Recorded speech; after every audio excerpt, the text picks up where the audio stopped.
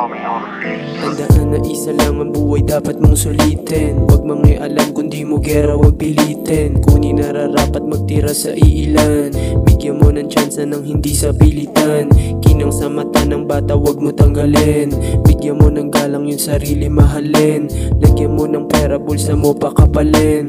Huwag babara-bara para di ka banggain. Sa kalsada sa eskwela dapat may respeto. Pag-isipan ng maigi ang lahat bago ikwento. At matutong magpakumbaba 100% sa lahat ng mga bagay. Huwag sumobra merong pen. At ito ang mapait nating realidad.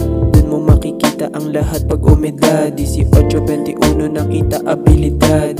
Kita ko sarili na hindi makalipad. Sa may batang ako maraming salamat. Di ako maliligaw basta ikaw may hawak. Kukunin ko yung para sa atin di mapapahamak. Kasama ko Panginoon na siyang nagpapalawak. Nitong kaisipan, nitong nilalaman ng puso ko palagi siya lang nagpapagaan. At yun ang katotohanan, wala akong tinatago. Siya ang dahilan kung bakit nandirito tayo. Kaya bakit ba mangangamba ako sa tadhana? Alam naman na natin na tao lang din tayo nagkakasala. Halika na't kumapit ka, tayo din naman na magkakasama. Wala nang ninanais pa, kundi pamilya ko lagi sumagana.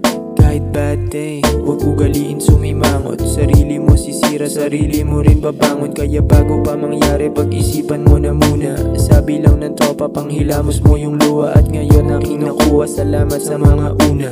Di nakakalimot, tropa nyo ko kahit luma. Ako pa rin si M, ako pa rin si Juan. Alam ko mga men, na alam nyo na rin yan. Sanay to sa wala, kaya di takot mawalan.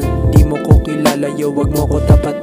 Wag mo kong husgahan, wag mo ko matahan. Parehas tayong pakay na magkaibadaan. Di ako ikaw, di ikaw ako. Wag ka na lumapit pare, dito lang ako. Yeah, dito lang ako. Ako nga pala si Juan. Prrr.